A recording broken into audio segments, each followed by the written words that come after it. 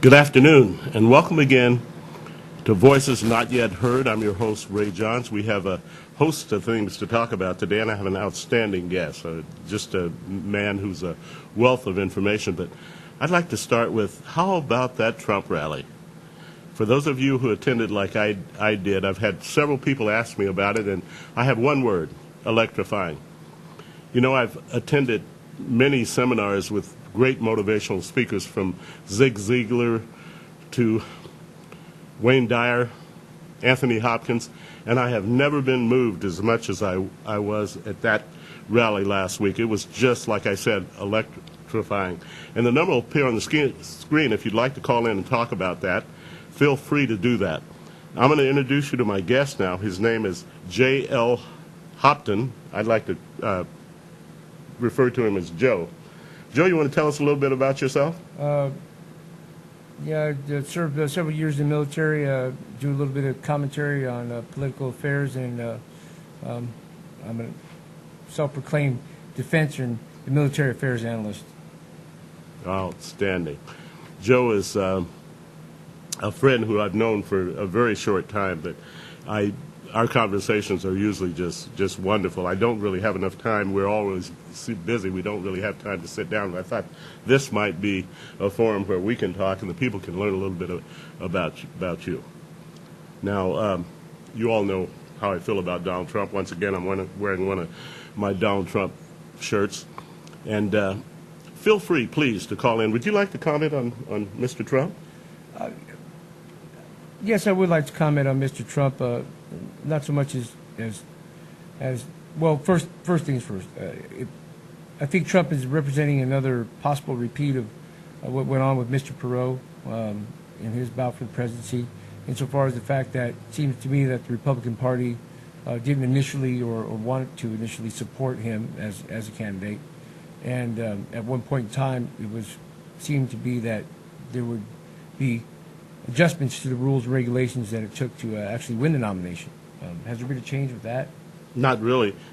How do you feel about, a lot of people are referring to him as a second coming of Ronald Reagan, so to speak, and I see a lot of similarities there. Well, from a military aspect, you can't really say that because Mr. Trump's never served in the military.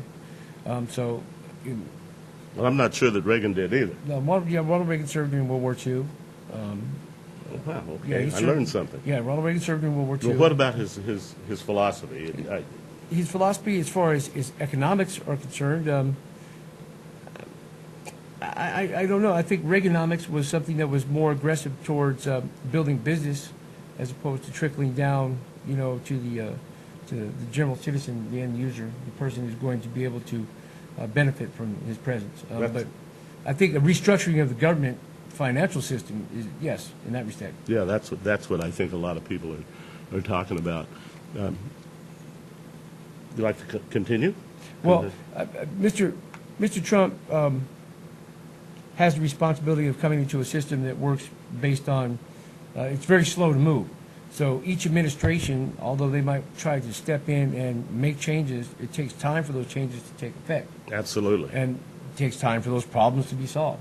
This administration is always continually solving the problems of the last administration. Mm-hmm. They inherit those. Exactly. And some of those could be changed sooner than others. And furthermore, the executive office only has so much power in order to do that over a long period of term. I mean, any president can motivate the electorate in order to approach certain problems, but the process of legislation is what the issue is. The legislative branch over the past 20 years, to me, has exemplified bureaucracy.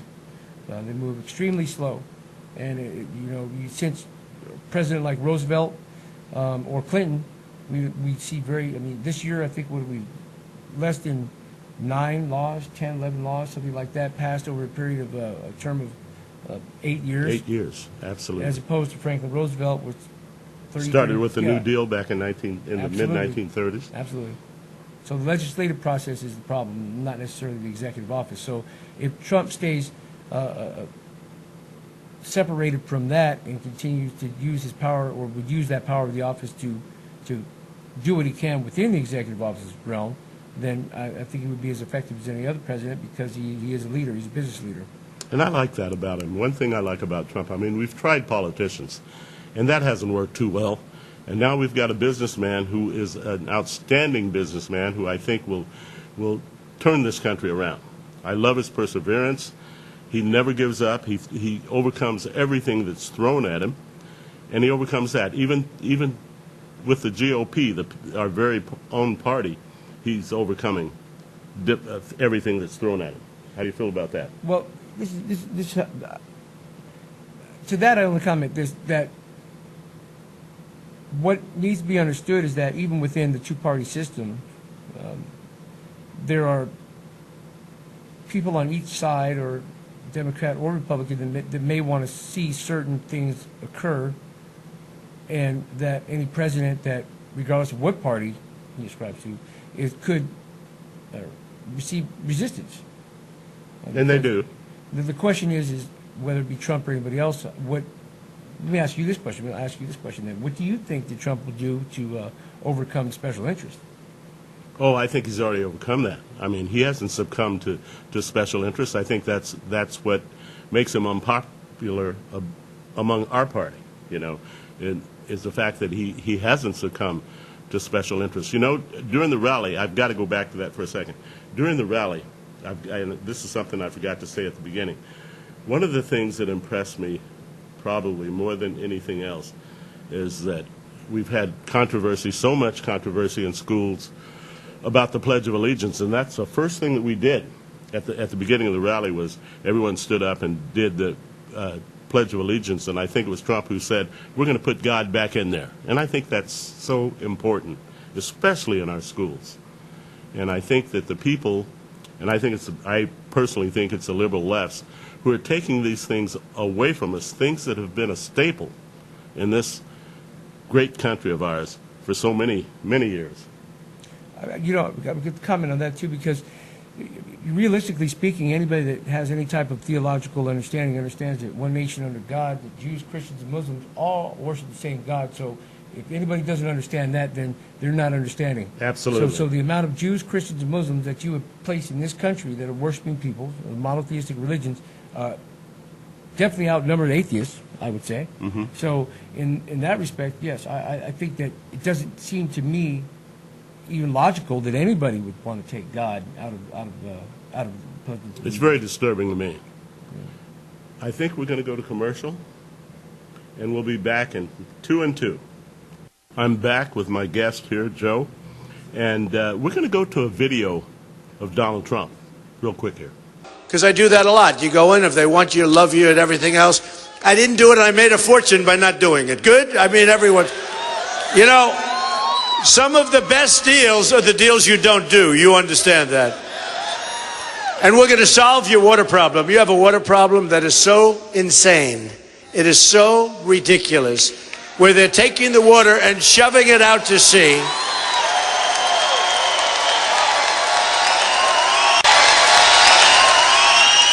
And I just met with a lot of the farmers who are great people, and they're saying, we don't even understand it. They don't understand. Nobody understands it. And I've heard this from other friends of mine in California, where they have farms up here, and they don't get water. I said, oh, that's too bad. Is it a drought? No, we have plenty of water. I said, what's wrong? Well, we shove it out to sea. And I said, why? And nobody even knows why. And the environmentalists don't know why. Now, they're trying to protect a certain kind of 3-inch fish. But... No, think of it. So nobody even knows why. And by the way, the environmentalists don't know why. And you know, I should say this. I've received many, many environmental rewards. You know, really, rewards and awards. I have done very well environmentally, and I'm all for it. But you have some people that really want to just get in the way. And I don't know if it's for their ego or what.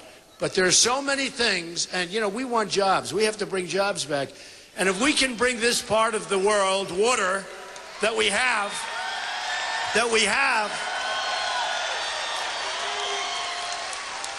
but it's true. I've gotten so many of the awards, and I'm proud of them. And there are some great environmentalists and some great environmental people, and they really do. You know, my environmental standard is very simple, and I've said it to everybody. I want clean air and I want clean water. That's what I want. Clean air, clean water. Very, very simple. So anyway, so we're going to be back up here. If I win, believe me, we're going to start opening up the water so that you can have your farmers survive, so that your job market will get better. No, but there are some things that are inconceivable that, you know, they happen and you wonder why. And I'm asking everybody why, and nobody can really explain why they do this, but they do it. And your senators are for it, but they're totally ineffective, unfortunately. They're ineffective. You know they're for it. By the way, they're for it for you, and then to the other side, they're for it for them. And then you wonder, I wonder why nothing happens. But when you're with the senators, they want you. And then they go over to the environmental side, and they want them. And then you say, gee, that's strange. They're for me. We want the water, but the environmentalists just endorse them. I wonder why. Well, I'll tell you how it works, folks. So they play both sides of it, but they're actually not for you. So we'll see what happens. But we're going to get it done, and we're going to get it done quick. Don't even think about it. That's an easy one. Don't even think about it.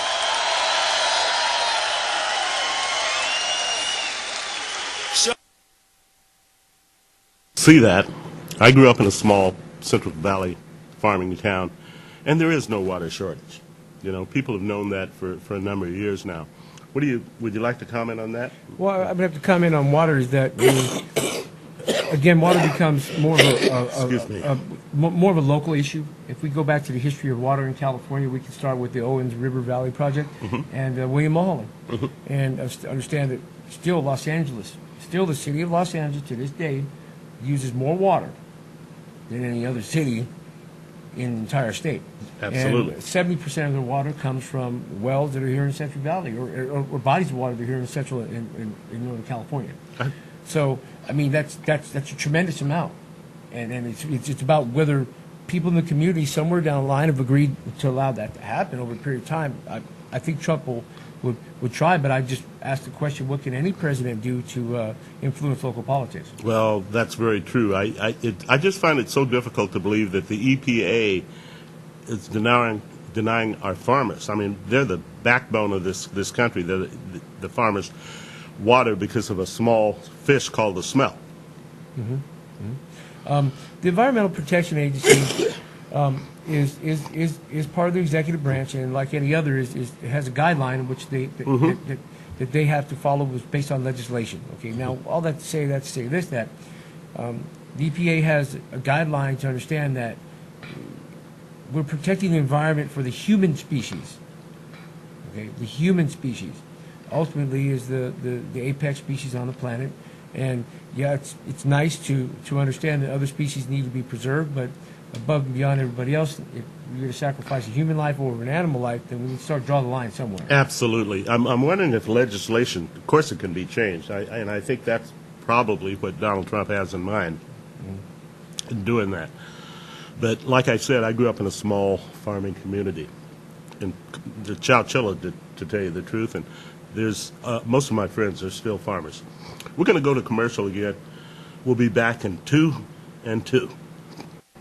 I'm back again with my guest, Joe. Very interesting person, as you can see. If you feel like you'd like to have your voice heard this afternoon, then please call in. The number's on the screen. We're going to go back to another Donald Trump video. We'll be right back, but we're going to go to that right now. When I started this journey on June 16th, not so long ago, almost a year, hard to believe. Now, you have to say, we've been on the cover of Time magazine many, many times, and it's really about the movement, because we've created a movement. It's a movement to common sense, to smart.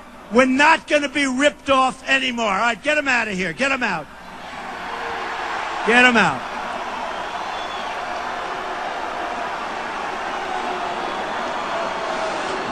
And somebody said, by the way, why are you going to San Diego? Why are you going to California? You already won the primaries. You don't have to go. And I said, very simply, because I said I was going to go, I have to be here, right? I love you. I love you. I love you. And I love San Diego. I have so many friends in San Diego. I love San Diego. And I really like when they put up Latinos for Trump. Latinos. We're going to do great with the Latinos, because I'm bringing back jobs. the Latinos, African Americans. We're doing great with African Americans. They want jobs. We're losing our jobs to everybody. We're being taken advantage of by the world. We're losing our jobs to everybody. We are going to bring back jobs like we haven't seen in this country for many, many decades. And people that aren't doing well, they're going to start doing very, very well, believe me. Okay. So on June 16th, I came down the escalator with my wife, Melania, and I said, wow, this is going to be, I have never seen, outside of the Academy Awards, the kind of press. But of course, look at what we have today. Mostly live cameras, some of the most dishonest people in the universe. Some of the worst people.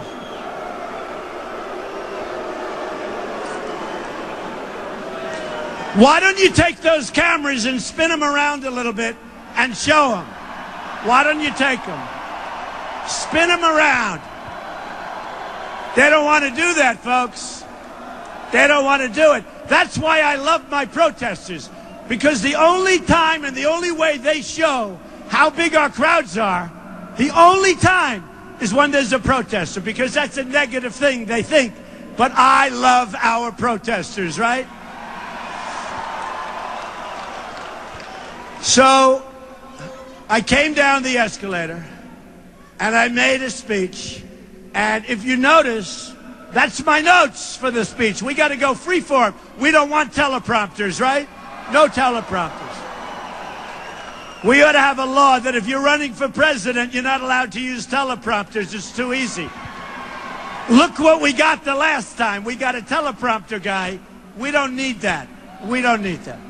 So I started talking about illegal immigration, tremendous problem. I don't think this would be a problem that would even be discussed, frankly, if we didn't do it and put it as part of our campaign. And we talked about bad trade, really bad trade. We're losing $500 billion a year with China. We're losing $58 billion a year with Mexico. We're losing over $100 billion a year with Japan. And every single country, no matter what, name a country, we lose. We don't win anymore. We're going to start winning. We're going to win with trade. We're going to win with our military. We're going to start winning again. Now, our president is right now, you're right, it's pathetic.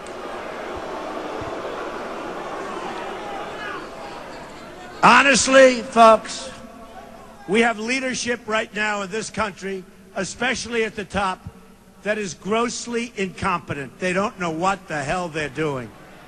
They don't know what they're doing. So I saw he's in Japan, in Hiroshima, and that's fine. Just as long as he doesn't apologize, it's absolutely fine. Who cares? But he said today that our trading partners and countries that we have relationship with, they're rattled. They're rattled. And I said, yeah, oh, that's so good. And a very, very powerful guy, a very great guy, I won't use his name, but most of you know, I saw him last week, knows everybody, highly respected. And he said, Donald, I had no idea this was going to happen, but I'm being called by all of these countries, Germany, Japan, Saudi Arabia. Think of it. We defend these countries, and they don't pay us what they're supposed to be doing. Germany, Saudi Arabia, Japan, South Korea, many others. Then you look at the NATO countries, 28 total. Many of them aren't living up to their obligations. So we have common sense. We have business ability. What happens is this. He said, I can't believe it. I didn't like your rhetoric. And I happen to be a nice person, folks. I'm getting along great. I will get along so great with these countries. I will get along so great. But you know what? They're our friends. They're our allies. But they have been abusing us. They have been abusing us. This isn't 40 years ago when we could have done whatever we want. We owe $19 trillion. It's going up to $21 trillion because of the omnibus budget, which was not so good. That's the budget that allows people to come in from Syria, people to cross the border, funds Obamacare, which we shouldn't have done.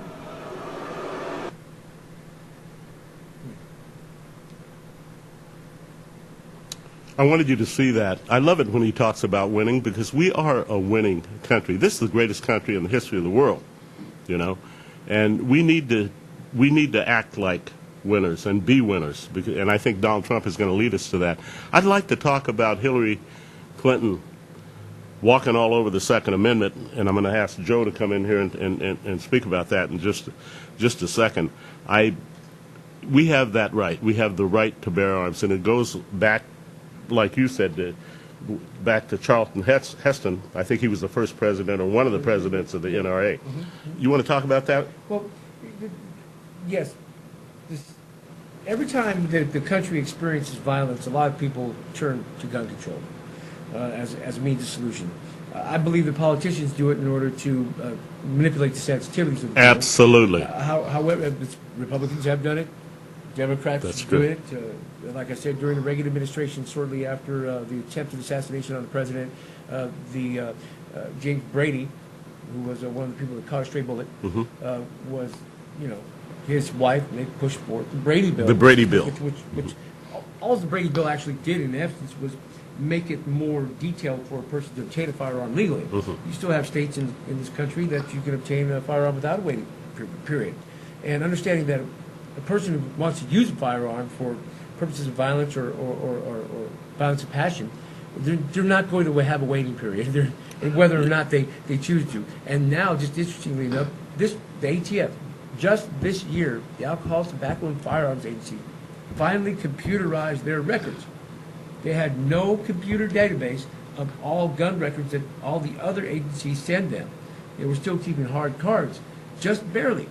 And so all the databases were more effective at state level. Where I'm going with that is that you can't take guns from people. No, you cannot. People are not going to give up their weapons. No, they're in this not. country. No, they're not. It's not going to happen. It's not going to happen. So even making that promise to me is an empty campaign promise. Here's how I look at it, okay? It doesn't work. Gun control doesn't work. It will not work because the crooks can get guns from places that we can't, okay? It does not work, and it will not work, you know. In addition to that, it's actually, as I said before, when you use the term crook, we're going to imply those who might be nefarious in their activities or would choose to violate the law in that respect. We have to understand that those individuals typically use guns on other crooks. Absolutely. They don't use them on, there's not, sensitivity. The people that use guns on people are terrorists, and whack jobs, people just lose it or people who go out and rob exactly. And even the armed robbers and the figures on armed robberies, the amount of times that a weapon is actually discharged in a robbery is quite low in that respect, in the whole picture. But where I'm going is that as times get tougher and violence becomes more prevalent, I think that people should have more armament in order to defend themselves. Now, we will see a trend of certain things happening right now. So if there are those out there that ride the conspiracy theories that they're trying to disarm the country, well, I'll tell you what, Walmart doesn't carry half the ammunition that they used to. So that's I've noticed that. Yeah, I've noticed that. the Or ammunition's guns, going. for instance. The ammunition is going. So anybody, I will say this, anybody who, I do some security work, so anybody that wants to keep on to their weapons or hold on to their long-term ability to survive, all the way down to the doomsday preppers, you're going to see that there's the hoarding of ammunition is already starting. Medical supplies as well. But, in general, I don't think any president should tell the country, or any candidate should even tell the country that they're going to disarm them. Absolutely not. In reference to the last clip, I do want to say that he says winning. Okay. The country can win. Absolutely it can. I asked the president now, the next president, or any politician to please explain to me how foreign debt actually affects me personally. Where does it trickle down at? I mean, where's my money? Is that the tax base that we're owing? And as a military man, I'll tell you frankly that with the amount of foreign debt that's out there, it's not like anybody's going to come and collect it anytime soon with the strength of our military. Not going to happen, is It's it? not going to happen. The United States has not seen combat on the soil since, some incursions with the Native Americans. But we've never seen, after 1812 and after the Civil War, we've never seen a foreign.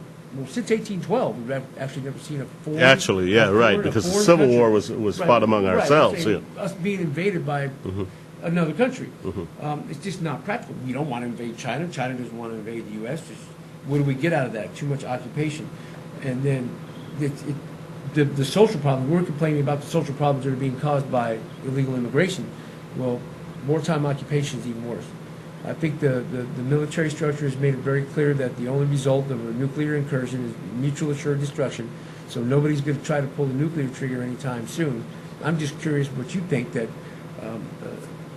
that the presidency should do in order to alleviate, quote, foreign debt, and how that's going to affect us in the long term economically. I think he's talked about that. I really do believe that Donald Trump can bring prosperity back to this country by bringing jobs back. And as he said over and over ago, from Mexico, from Japan, from China, we need to be an American-made country, so to speak. We're going to take a little break here. We're going to go to break. We'll be back in 2 and 2. And I'm back. I would like to talk about something that saddened me a great deal yesterday, and that was the shooting of 2 police officers up in Fremont. I've said before, time and time again, that black lives matter, white lives matter, brown lives matter, and certainly blue lives matter. I think a lot of people tend to forget that. The median paid to Fresno police is about $54,000 a year. That's about $4,000 a year that these men put their lives online for us every single day for $4,000 a month. And I think we ought to recognize that. I think, I'm going to encourage you people, go up and shake hands with the policeman. They hear so much negative. Wouldn't it be nice if all of us, every time we saw one parked in a car, walked over, stuck our hand out and said, thank you? I think that's something that should happen. I'd like to see it happen more. Yeah. It's important that we understand, one, that not only is it's a very dangerous job in today's society, it's much more dangerous now than it was 20 years ago. Oh, absolutely. It's also a job that can only be done based on the community, and based on that officer's interaction with the community. I think across the board in general, there's a few standards that need to be revamped, and one is education. Absolutely. I feel that the federal government's stand on law enforcement is pure. I don't think any officer should become an officer until he has a college degree. I agree with you, They too. need to increase the pay. Mm-hmm. Yes. And they need to increase the martial standards. In other words, their military-type training standards, to where the officers are able to respond quicker, with a little bit more tactical support, and have the training in order to make those proper decisions. Now, in this Fremont case, we can reverse that back to our own hometown here in Fresno, Absolutely. and we can go back to the Mark Volpa, Dennis Phelps case. Absolutely. Very. Now, here you have a suspect that went across 3 jurisdictions so quick. And because of the lack of communication between those 3 jurisdictions, when Mr. Phelps approached the vehicle, he had no idea who he was dealing with. But however, how many officers today would try to make a traffic stop like that at 2:30 in the morning by themselves? I wouldn't. No. Okay, so it goes... Especially in the rural community. Yeah, exactly. So it goes into time and place and training. And I think more importantly is that that we understand that it's the community's responsibility to protect themselves, not the officers, because there's not... Fresno County example, between the sheriff and the police department, we have maybe, with reservists in general, I'd say maybe 1,000 in uniform. How many people are in the valley? We're up to what, 2 million total? I think 3 Yeah, million so plus. you look at the population of people that's actually going to court, incarcerated, or being charged with a crime. It still represents less than 2% of the population. Yes, it does. So that means that the majority of the officers are spending time on that 2% of the population, not the other 98% of the population. That could Very change well it. said. Yeah, you can't. They cannot protect you. No, they can't. It doesn't matter where you're at. If you're in a quote, bad neighborhood, you're probably better off at protection there because they're there more often. But if you're in an outlying part of the rural community or at the rural community, there's nobody that's going to protect you better than yourself, and taking guns away from the public isn't going to solve that problem. No, it will not. It will not. It will not solve the problem. And as I said before, because the other people, we'll call them the bad people, we'll call them the crooks, we'll call them the other people, they can get guns anytime they want on the black market. You know, they can get them. Without a doubt. The other issue is I think local government and small government is really what it boils down to, because in what I want to do to try to help voters understand one thing, voting in a national election, I would like everybody to ask themselves this one question: what has any administration done that has directly affected my life and welfare? In other words, now, Very good question. serving in the military, I'm very exposed to that on a regular basis. But now not, you ask yourself the question, what has the president done that affected me directly? What has Obama done that's affected my pocketbook directly? And are we really understanding that the economic issues of the country, how important are they in that respect? What can Trump do to create jobs? What is he going to do to create jobs? It's easy to say that I'm going to make jobs. Every administration has said they're going to make jobs. There's been no president that's run for office, I don't think, that's ever said, I'm not going to create more jobs. So how are they going to create jobs? Now, if that means restructuring the tax law so I can run an S corporation and have a 5-year tax holiday, I'll open a business right now. Very well I mean, said. Yeah, I mean, if I have the economic, but if lenders aren't giving money, and the economic situation has placed us in a position where trade, let me address this real quickly too. When America, the Reagan administration to me had the best policies Absolutely. in creating Absolutely. in creating a reduction in the amount of outsourcing of jobs. Okay, at that time, I know at that time I was in the car business. Toyotas used to be really, really inexpensive. Tariff. The tariff was stiff enough that They tripled, didn't they, in value? they tripled in value. Not only that, the United Auto Workers flourished because of the fact that it was now more cost effective for Toyota, Nissan, and to make their cars here. Even Germany Volkswagen started to be manufactured in Brazil because it was the Western Hemisphere. So this type of thing is occurred. Immigrationally speaking, I spent a lot of time in the oil field, and you can't knock somebody that's going to come and do a job for less. That's what competition is all about. So if I bid a job and I'm going to do that job for a little bit less than this next guy, well, that's healthy competition. Absolutely. Because he's going to get his program right. So it's a tough subject. It's a tough subject. I don't think there's any ready, fast solution. I don't Illegal either. immigration is not the problem in that respect, Yes. economically speaking. Security-wise, Canada, we have over 2,200 miles of uncontrolled border between us and Canada.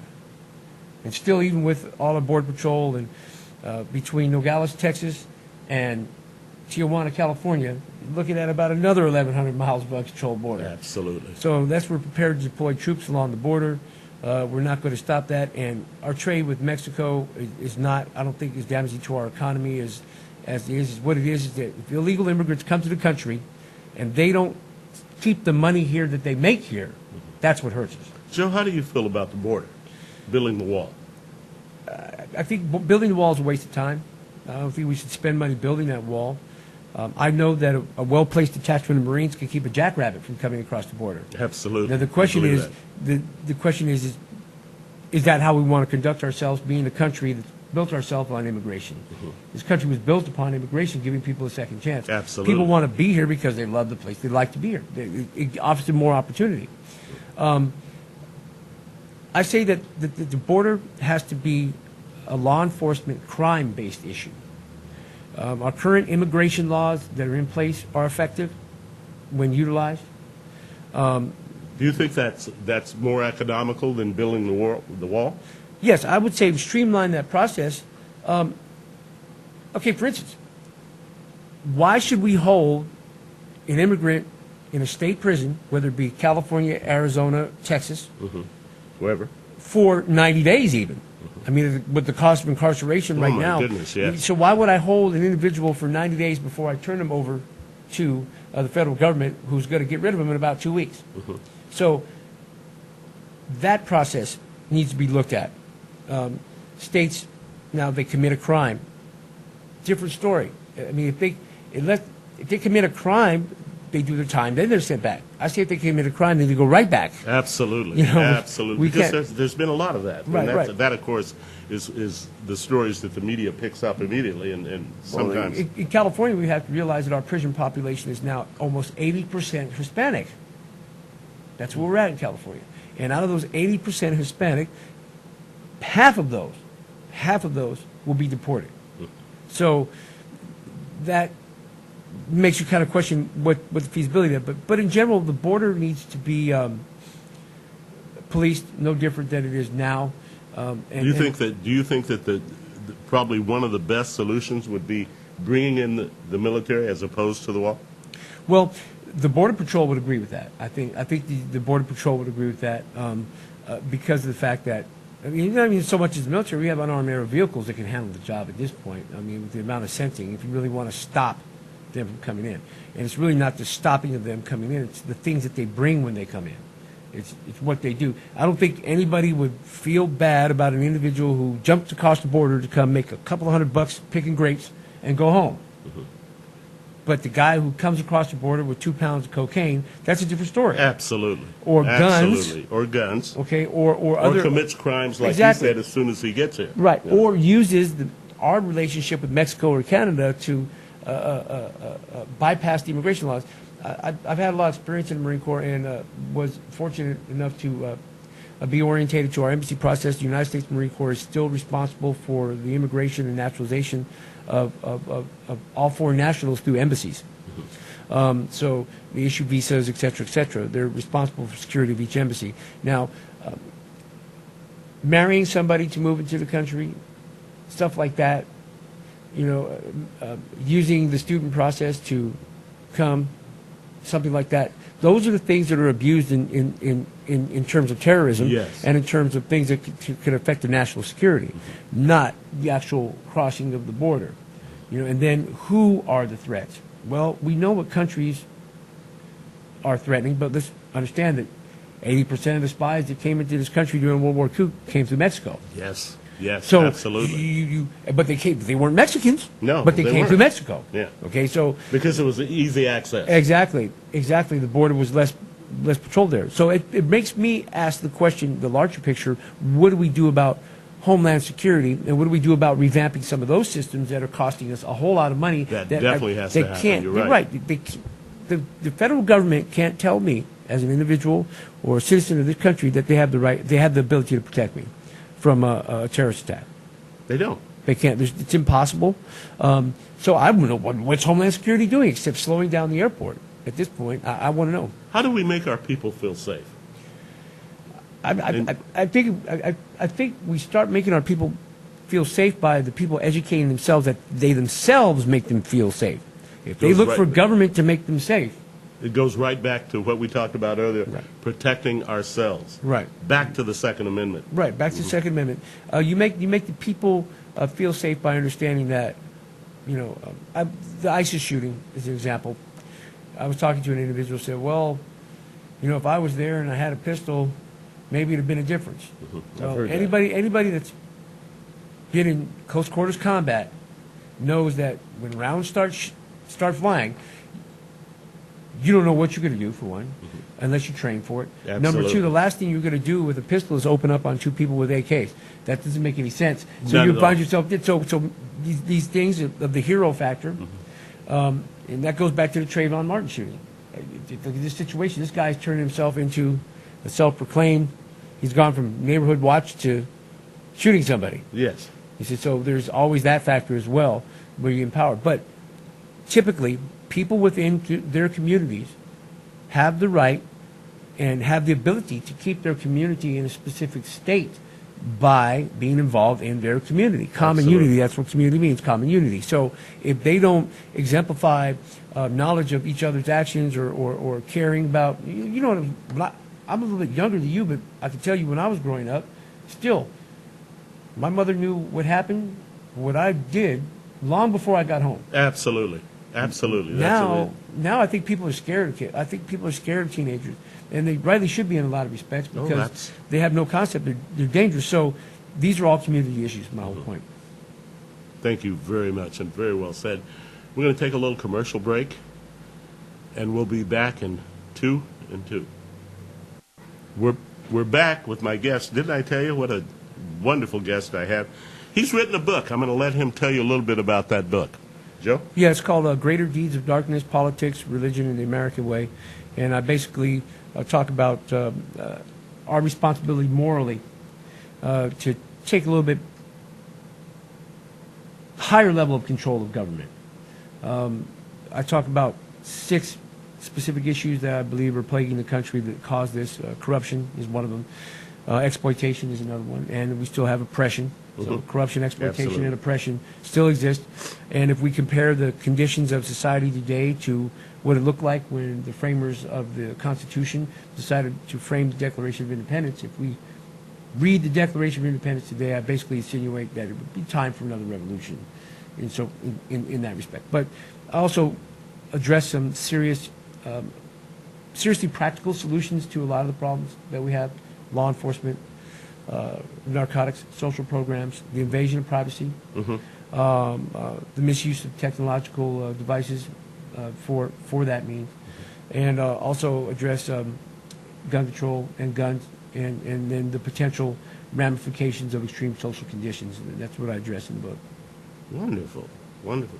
Can you tell us anything else about your book? Well, we're going to go into internet publication, but the issue is we're having trouble finding mainstream publication because of the subject matter. The bibliography is based a lot on truth, a lot of interviews. What about self-publication? Can you do that? Oh yeah, I would absolutely, think absolutely. I would think that would be the way for you to Absolutely. go, probably. Absolutely. I'm not in it for money, so I'm actually at the point where I'm ready to Wonderful. start giving it away. And I've got good response. The most controversial topic is of course narcotics, because Can you expound on that a little bit? yeah, real quickly. I mean, there was a figure that came out from the Fraternal Order of Police in their national law enforcement magazine that stated that if narcotics were legalized, that it would. I'm not advocating legalization, but I'm saying this is what they said. If narcotics were legalized, it would allow most departments across the country to reduce their budget by 60%. That's saying Because that there's so much money spent on that. exactly, Absolutely. there's so much money spent on it, and then all of the cottage industries that come behind it, people that become involved in treatment and the reformation of narcotics, and then they end up getting a paycheck from the county for dealing with court-related things, so forth and so on. So as long as, and lastly, if we don't learn from prohibition, anything else, that you can't legislate morality. Absolutely. Absolutely. I become very frank. I mean, this country of liberty, what you do is your business. It doesn't become my business until you create an issue of public safety. So let me just say that the number's going to appear on the screen. If you'd like to call in and talk to either Joe or I, please feel free, to do that. yes, you can't legislate morality, and you can't take away something that people are going to want. My point is as a person, as a citizen, as a community member, the bottom line is that as long as whatever they do doesn't keep me from doing the same thing, then that's the whole standard of liberty in the country. Period. If a guy wants to drink his liver into a sponge, that's his right. I don't have a right to tell him not to. But if he smashes into my fence because he's driving drunk, It's a whole nother matter. now I got a whole nother, exactly. Absolutely. That's a whole other story right there. Very well said. Yeah, that's a whole other story. I think we should be more concerned about the fact that drones are now legal. Oh, my goodness. We realize you I guys, keep waiting for them to bring down an airplane, it's, people are shooting at them now. I think that what we need to do, if they have the right to have drones, I should have the right to shoot a drone down that's over my airspace. But the FAA says my airspace stops at 500 feet. How high do these things fly? The drones operate, well, there's no limit to the height that they can operate in.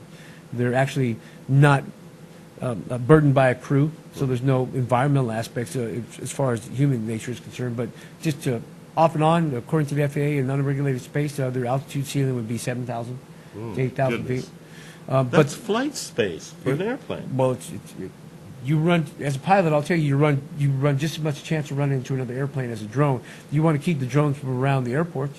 But if you're absolutely correct, if a 25-pound goose can bring down a 757, a drone could definitely do it. Yes. And we've had a couple of incidents, but I addressed that in technology in the book. You know, in how we're dealing with technology, we're succumbing to a lot of tracking.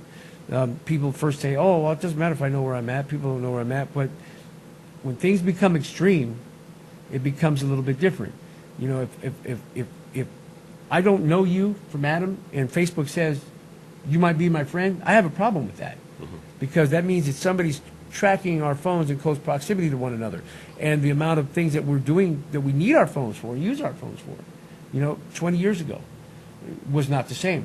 So I think that by releasing drones and by making a lot of this technology extremely legal, it is a way to conceal the use of a lot more invasive technologies. Because now everybody can do it. Literally, right now, everybody can do what Big Brother does. Since 1984, huh? Yeah. Absolutely. Orwell. Everybody can be Big Brother of their own. You have an application on your cell phone right now that allows you to turn any of your other smartphones into a two-way communications device, a remote-activated camera, and video recorder. So you can just leave your cell phone at home, log into your Wi-Fi, and you can see that. And guess what? The application's free. It's free. So it's out there. Anybody that got a cell phone in a room at any one given time, is there. Background apps running. So this type of stuff could be used in extreme circumstances to elicit some very, very strict control measures over the public. But I don't think anything will be, in the book, I just try to make the point that in the end, control measures only become based on what we believe. And there's a difference between belief and truth. Absolutely. Belief need not be predicated upon truth. You can believe what you want to believe, but it may or may not be true. Yeah, absolutely. Joe, I hope that we're headed toward the end of the show here. I hope you'll come back. I will come back. We would love Appreciate to have that. you back. I'm sure the audience would love to hear you again. It's been very inspiring to me. I'd like to end, as I do every week, by encouraging you to do something for a stranger, whatever that might be. Helping somebody that you totally don't know. Maybe push a cart at the grocery store that's a little too heavy for an elderly person. Maybe give someone a simple compliment to make them feel better. I think this goes a long way, and I think you will see the overwhelming results in your life. So until we meet joyously next Thursday, heaven's blessings.